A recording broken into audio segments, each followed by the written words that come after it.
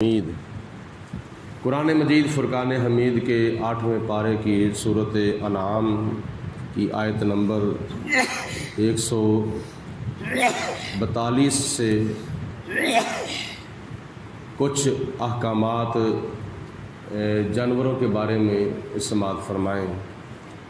یہاں پہ چند آیات بینات کے اندر اللہ تعالیٰ نے کچھ حلال جانوروں کا ذکر کیا ہے اور کچھ ایسے جانوروں کا ذکر کیا ہے کہ جو حلال تو نہیں مگر ان سے سواری کا کام لینا یا دوسرے کام لینا اللہ تعالیٰ نے ان کا ذکر کیا ہے۔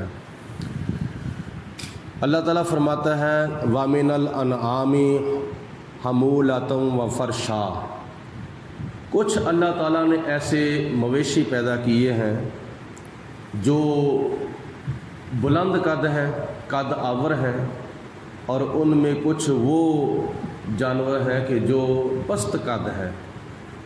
بلند قد سے مراد جیسے اونٹ ہے اور جیسے ہاتھی ہے اور گھوڑا ہے، خچر ہے، گدھا ہے۔ ان میں اونٹ جو ہے وہ حلال ہے اور وہ بلند قد بھی ہے، اس کے اوپر سامان بھی لادا جاتا ہے اور اس کے اوپر سواری بھی کی جاتی ہے۔ اور باقی جو ہاتھی ہے، گھوڑا ہے، خچر ہے، گدھا ہے، ان سے سواریوں کا کام لیا جاتا ہے یا ان کے اوپر اور سامان لاد کر ایک علاقے سے دوسرے علاقے کی طرف لے کے جایا جاتا ہے۔ اور دوسرے نمبر پر اس کی وضاحت یہ ہے کہ کچھ وہ جانور ہیں جن کو کھڑے کھڑے ذبح کیا جاتا ہے، جیسے اونٹ ہے اس کو کھڑے کھڑے ذبح کیا جاتا ہے، اور کچھ جانور وہ ہیں کہ جن کو زمین کے اوپر لٹا کر ذبح کیا جاتا ہے، جیسے بکری ہے۔ اور کچھ وہ جانور ہیں جن کے اوپر سواری کی جاتی ہے، جیسے اونٹ ہے، اور کچھ وہ جانور ہیں جن کے اوپر سواری نہیں کی جا سکتی، جیسے بکری ہے، بھیڑ ہے، دمبا ہے۔ تو اللہ تعالیٰ نے گزشتہ آیات بینات کے اندر عالم نباتات کی نعمتوں کا ذکر کیا تھا، اور یہاں پہ اللہ تعالیٰ نے چند آیات کے اندر عالم حیوانات کی نعمتوں کا ذکر فرمایا ہے۔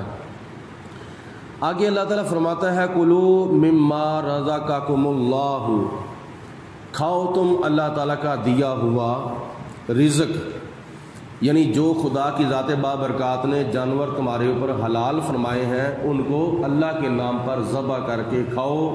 اونٹ کو کھاؤ، اونٹنی کو کھاؤ، گائے کو کھاؤ، بیل کو کھاؤ، اور اس کے علاوہ دمبا اور بھیڑ، بکری، بکرا وغیرہ ان جانوروں کو اللہ تعالیٰ نے تمہارے لیے حلال فرمایا ہے، ان کو اللہ کے نام پر ذبح کر کے کھاؤ۔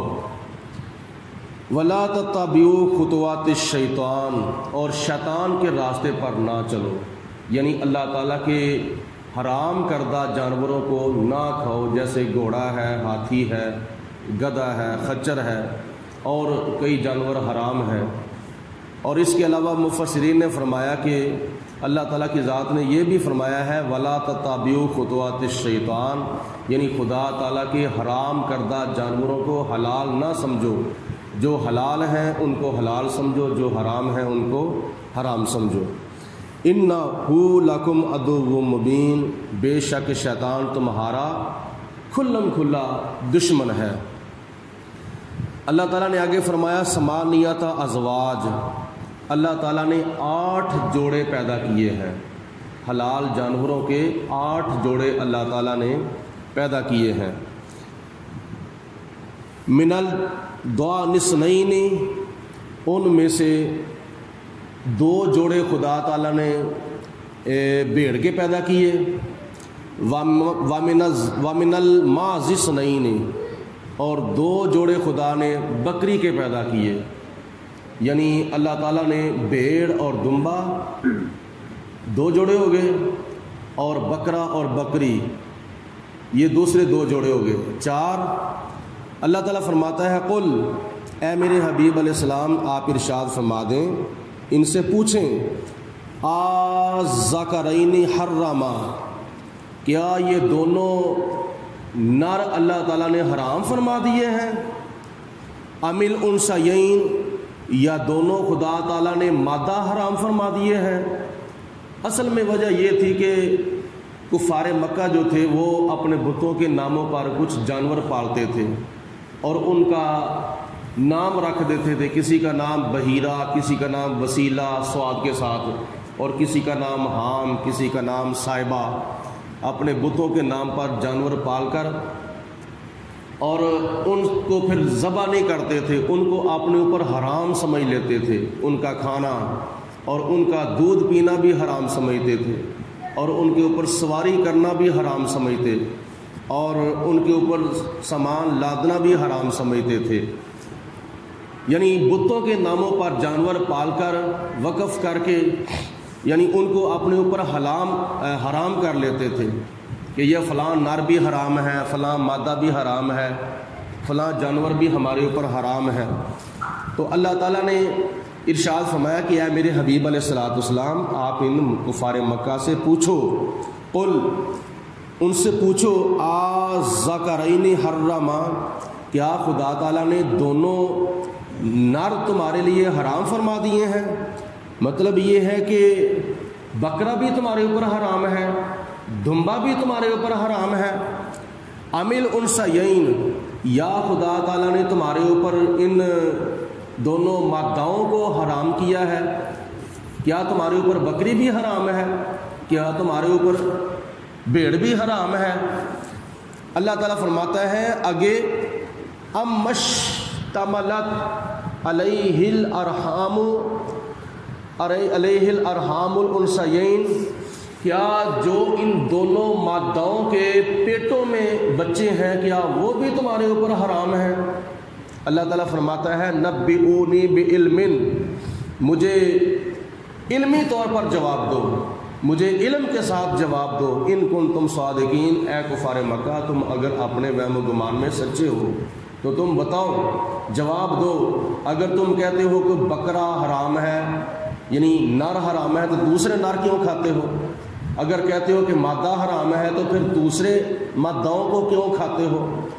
اگر تم کہتے ہو کہ ان دونوں یعنی بھیڑ اور بکری کے پیٹوں میں جو بچے پیدا ہونے والے ہیں وہ بھی ہمارے اوپر حرام ہیں تو پھر دوسرے جانور تم سارے کیوں کھاتے ہو؟ آگے خدا تعالیٰ نے ارشاد فرمایا وَمِنَ الْإِبِلِ اثْنَيْنِ، اللہ تعالیٰ نے 2 جوڑے اونٹ کے پیدا کیے، یعنی اونٹ اور اونٹنی۔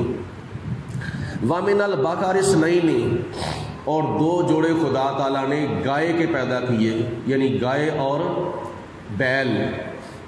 یہ سارے کل ملا کے 8 ہو گئے، یعنی بھیڑ، دمبا اور بکرا، بکری اور اونٹ اور اونٹنی اور گائے اور بیل، یہ 8 جوڑے اللہ تعالیٰ نے تمہارے لیے حلال پیدا کیے ہیں۔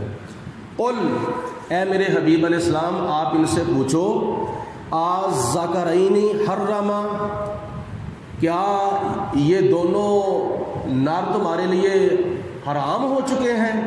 یعنی کیا تمہارے لیے اونٹ بھی حرام ہے؟ کیا تمہارے لیے بیل بھی حرام ہے؟ ام الانثیین، یا ان کے مادہ دونوں تمہارے اوپر بھی حرام ہے؟ کیا تمہارے اوپر اونٹنی بھی حرام ہے؟ کیا تمہارے اوپر بیل گائے بھی تمہارے اوپر حرام ہے؟ خدا نے اپنے محبوب علیہ السلام سے فرمایا کہ اے میرے محبوب علیہ السلام ان کفار مکہ سے پوچھو جنہوں نے یہ جانور اپنے اوپر حرام کیے ہوئے ہیں جبکہ خدا تعالیٰ نے ان کے لیے یہ جانور حلال فرمائے تھے۔ ام اشتملت علیہ ارحام الانثیین، کیا ان دونوں ماداؤں کے پیٹوں میں جو بچے پیدا ہونے والے ہیں، یعنی گائے کے پیٹ میں جو بچے ہیں مؤنث ہے یا مذکر ہے، اور اونٹنی کے پیٹ میں جو بچہ پیدا ہونے والا ہے مؤنث ہے یا مذکر ہے، کیا وہ بھی تمہارے لیے حرام ہو چکے ہیں؟ اگر وہ بھی حرام ہے، نر اور مادہ یا بچے پیدا ہونے والے، تو پھر دوسرے جانور تم نر اور مادہ یا دوسرے سارے جانور تم کیوں کھاتے ہو؟ تو اللہ تعالیٰ کی ذات بابرکات نے بطور تنبیہ کفار مکہ سے فرمایا ہے کہ اگر کیا نام ہے یہ چیز، یہ جانور تم حرام سمجھتے ہو تو پھر بتاؤ مجھے، جواب دو۔ ام کنتم شہداء، کیا تم اس وقت موجود تھے؟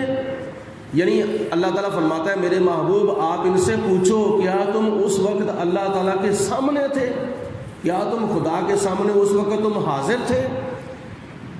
اذ وصاکم اللہ بہذا، جب اللہ تعالیٰ نے ان جانوروں کے بارے میں تمہیں حکم سنایا تھا، ان جانوروں کے بارے میں تمہارا فیصلہ کیا تھا، کیا تم اس وقت اللہ تعالیٰ کے سامنے موجود تھے؟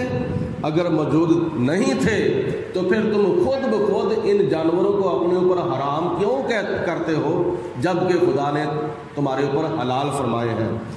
فمن اظلم، اس سے بڑا ظالم کون ہو سکتا ہے؟ ممن افترا علی اللہ کاذبا، جو اللہ تعالیٰ کی ذات کے اوپر جھوٹ باندھے، اس سے بڑا ظالم کون ہے؟ مطلب یہ ہے کہ خدا نے فرمایا ہے ایک چیز کو خدا نے حرام فرمایا ہے، تم اس کو حلال کہتے ہو۔ ایک جانور کو خدا نے تمہارے لیے حلال فرمایا ہے، تم ان کو حرام کہتے ہو۔ تو اس سے بڑھ کر اللہ تعالیٰ کے اوپر جھوٹ کیا باندھا جا سکتا ہے؟ اور جو خدا کے اوپر جھوٹ باندھتا ہے وہ سب سے بڑا ظالم ہے۔ یعنی اللہ کی حرام کردہ چیزوں کو حلال کہنا اور اللہ کی حلال کردہ چیزوں کو حرام کہنا، یہ اللہ کے اوپر جھوٹ ہے، اور جو خدا کے اوپر جھوٹ باندھتا ہے وہ سب سے بڑا ظالم ہے۔ وہ ظالم نہیں بلکہ وہ اظلم ہے۔ اظلم کا مطلب ہے بہت بڑا ظالم۔ آگے اللہ تعالیٰ فرماتا ہے یہ لیضل الناس بغیر علم، کیا تم یہ ساری باتیں اس لیے کرتے ہو کہ لوگوں کو تم بغیر علم کے گمراہ کرو، جہالت کی وجہ سے تم لوگوں کو گمراہ کر دو۔ ان اللہ لا یہدی القوم الظالمین، بے شک اللہ تعالیٰ ظالم قوم کو ہدایت نہیں دیتا۔ یعنی ظالم جتنی دیر تک ظلم کرتا ہے اتنی دیر تک خدا تعالیٰ اس کو ہدایت نہیں دیتا۔ جب وہ ظلم سے توبہ کر لے، ظلم کرنا چھوڑ دے، پھر خدا تعالیٰ اس کو ہدایت عطا فرماتا ہے۔ اللہ رب العالمین کی ذات بابرکات ہم سب کو قرآن مجید فرقان حمید کو پڑھ کر، سن کر، سمجھ کر اس پر عمل کرنے کی توفیق عطا فرمائے۔ وآخر دعوانا الحمد للہ رب العالمین۔